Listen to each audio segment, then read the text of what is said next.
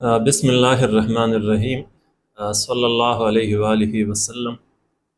آج ہمارا lecture number 13 سیرت النبی صلی اللہ علیہ وآلہ وسلم۔ آج ہمارا موضوع ہے ابو لہب، اس کی بیوی ام جمیل کا کردار،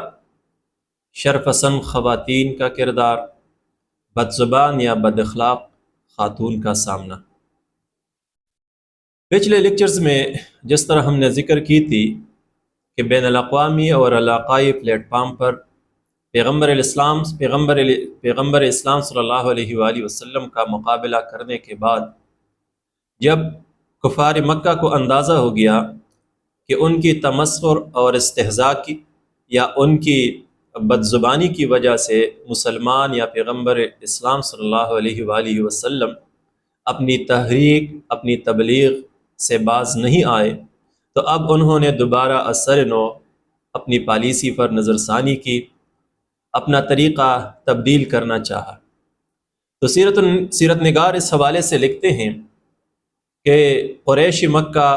کے تقریباً 25 سرداران جمع ہو گئے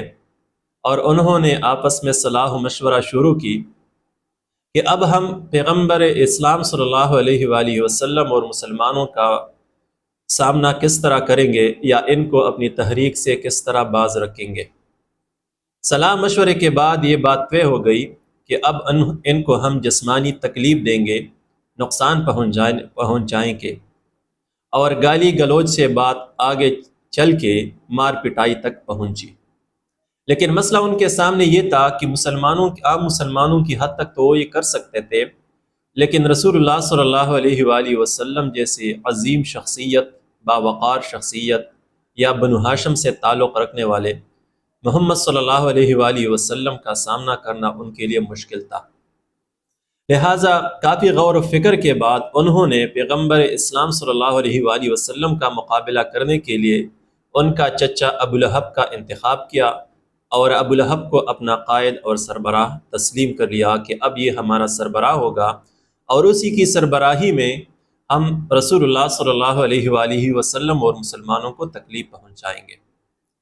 تو اس فیصلے کے بعد ابو لہب نے سب سے پہلا کام یہ کیا کہ اپنے بیٹوں عتبہ و رتیبہ کے ذریعے رسول اللہ صلی اللہ علیہ وآلہ وسلم کی 2 بیٹیوں کو طلاق دے دی۔ دوسرا کام اس نے یہ کیا کہ جب اس کو پتہ چلا کہ پیغمبر اسلام صلی اللہ علیہ وسلم کا بیٹا عبداللہ کا انتقال ہو گیا، تو خوشی خوشی آ کے قریش مکہ کے پاس اور ان کو کہا کہ پیغمبر اسلام صلی اللہ علیہ وآلہ وسلم کی نرینہ اولاد ختم ہو گئی، لہٰذا اب یہ نسل بریدہ ہے، اور اس کی نسل جب نہ رہی تو اس کا تحریک بھی بالآخر ختم ہو جائے گا۔ اس کے بعد اس کی بیوی ام جمیل بھی اسی کی طرح پیغمبر اسلام صلی اللہ علیہ وسلم کی مخالفت میں پیش تھی۔ اس خاتون کا کام یہ تھا کہ پہاڑوں پہ جا کے خشک کیل کانٹے لاتی تھی، اور آپ صلی اللہ علیہ وآلہ وسلم کے گھر کے سامنے، دروازے کے سامنے، یا جس راستے پہ رسول اللہ صلی اللہ علیہ وسلم کا آنا جانا ہوتا وہاں پر بچھاتی تھی، تاکہ اللہ کے رسول کو اس سے نقصان پہنچے۔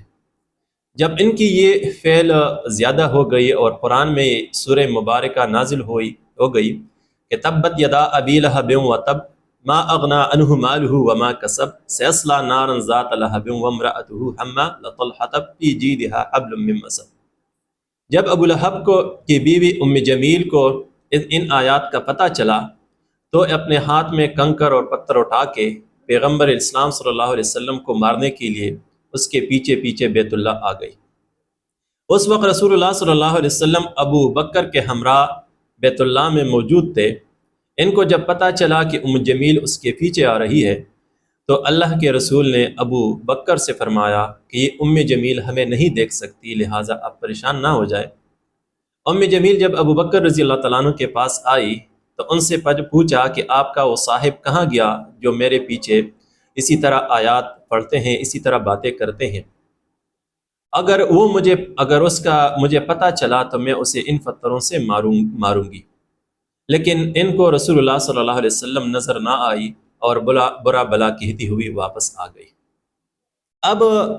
ابو لہب یا اس کی بیوی ام جمیل کا کردار یا قریش مکہ کے ان صلاح و مشورے سے جو اسباق نکلتی ہیں یا ہمیں جو رہنمائی ملتی ہے، ان میں سے چند یہ ہے۔ نمبر 1، یہ قریش مکہ کو ہم دیکھیں کہ جب ان کو فتح چلا کہ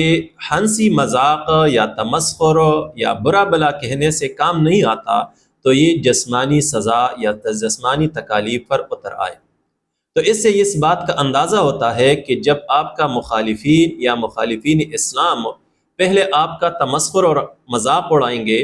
لیکن جب وہ ناکام ہو جائیں گے تب وہ آپ کو جسمانی تکلیف دینے پر اتر آئیں گے۔ لہٰذا ایک مبلغ کے لیے یا ایک تحریک چلانے والے کے لیے اس بات کا علم ہونا چاہیے کہ پہلے لوگ اس کا تمسخر اور استہزاء اڑائیں گے، ان کو برا بلا کہیں گے اور بالآخر ان کو جسمانی تکالیف دیں گے۔ دوسری طرف ہم دیکھیں تو ان قریش مکہ نے رسول اللہ صلی اللہ علیہ وآلہ وسلم کو تکلیف پہنچانے کے لیے اپنا سربراہ ابو لہب کو بنایا، جو پیغمبر اسلام صلی اللہ علیہ وسلم کا چچا تھا۔ اس سے ایک مبلغ کو یہ اندازہ ہونا چاہیے یا اس بات کا علم ہونی چاہیے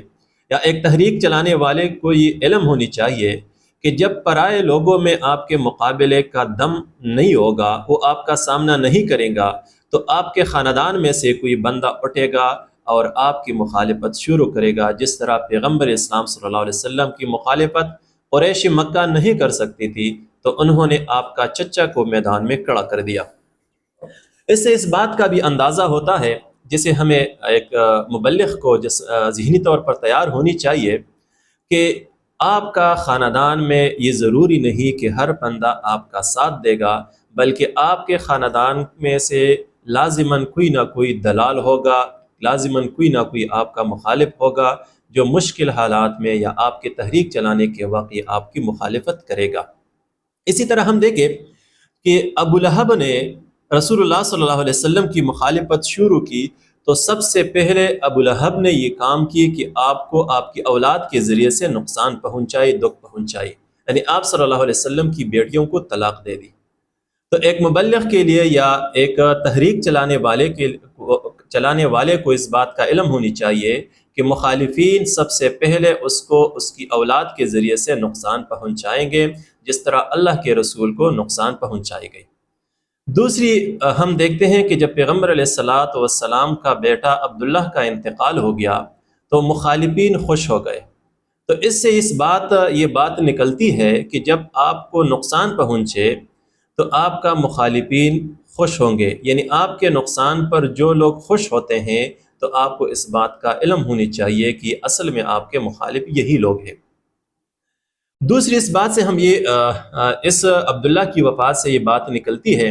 کہ جب عبداللہ کی وفات ہو گئی تو ابو لہب یا آپ کے مخالفین قریش مکہ اس بات پر خوش تھے کہ پیغمبر اسلام صلی اللہ علیہ وسلم نسل بریدہ ہو گئی، یعنی اس کی نرینہ اولاد جب نہ رہی تو پیغمبر اسلام صلی اللہ علیہ وسلم کی وفات کے بعد اس کی تبلیغ یا اس کی یہ تحریک بھی ختم ہو جائے گی۔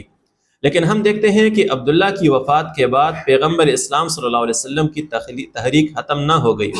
تو اس سے ایک تحریک چلانے والے یا ایک مبلغ کو اس بات کا علم ہونی چاہیے یا دنیا کو اس بات کا علم ہونی چاہیے کہ جب ایک بندہ اپنی مقصد میں مخلص ہو تو اگر چاہے اس کا نرینہ اولاد بھی نہ ہو تب بھی اس کی تحریک اس دنیا میں جاری رہے گی، جس طرح پیغمبر اسلام صلی اللہ علیہ وسلم کو ہم دیکھتے ہیں کہ آپ کی نرینہ اولاد نہ تھی، لیکن اس کے باوجود بھی آج ہم دیکھتے ہیں کہ اسلام یا تحریک اسلام زندہ ہے اس دنیا میں۔ دوسری ہم دیکھتے ہیں اس میں پیغمبر اسلام صلی اللہ علیہ وسلم کے خلاف ابو لہب کی اس تحریک میں اس کی بیوی اس کے ساتھ شریک تھی۔ اس سے بہت بڑی رہنمائی یہ ملتی ہے کہ ابو لہب بے شک برا تھا، پیغمبر اسلام صلی اللہ علیہ وسلم کا مخالف تھا، لیکن اس کی بیوی کو ہم دیکھیں تو سب سے زیادہ شرپسند اور بد اخلاق خاتون یہ تھی۔ لہٰذا اس سے اس بات کا علم ہوتا ہے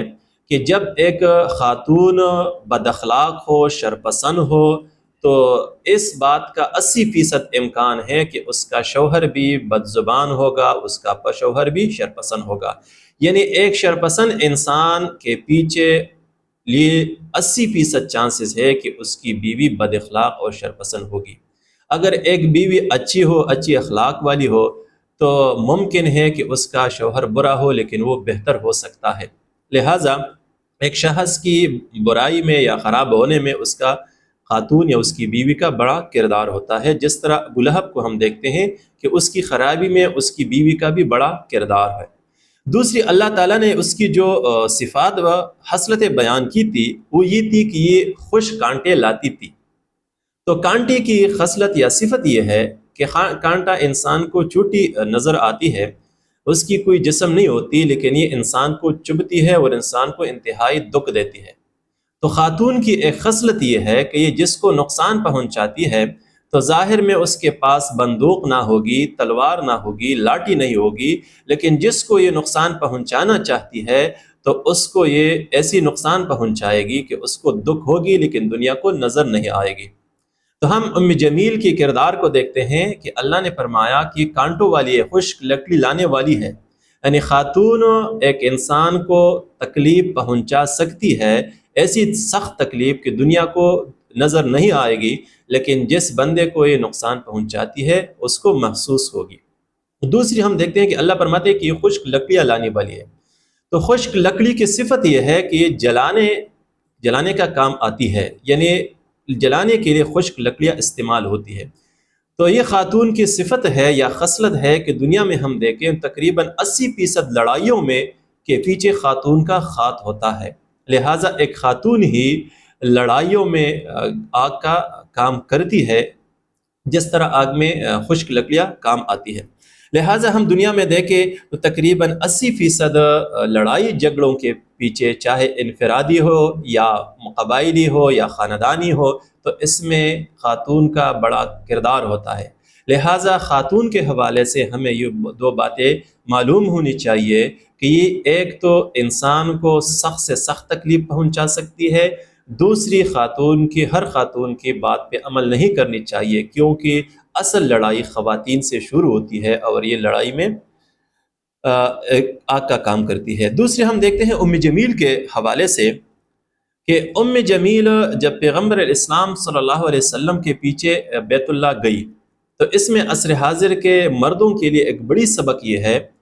کہ پیغمبر اسلام صلی اللہ علیہ وسلم کے پیچھے جب ام جمیل گئی تو یہ برا بلا کہہ رہی تھی اور اس کے ہاتھ میں پتھر تھے، تو اللہ کے رسول نے اس کا سامنا نہیں کیا۔ لہٰذا ایک شریف انسان کے لیے اس میں درس اور رہنمائی یہ ہے کہ کبھی بھی آپ بد زبان یا بد خصلت یا شرپسند خاتون کا سامنا نہیں کریں گے، جس طرح اللہ کے رسول نے اس کا سامنا نہیں کیا، اور اسی میں خیر ہے۔ بہرحال اس پوری سبق کا خلاصہ یہ ہو گیا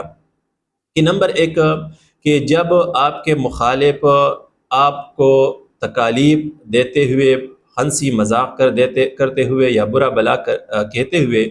آپ کو اپنے مقصد سے باز نہیں رکھیں گے تو پھر وہ آپ کو جسمانی سزا دیں گے۔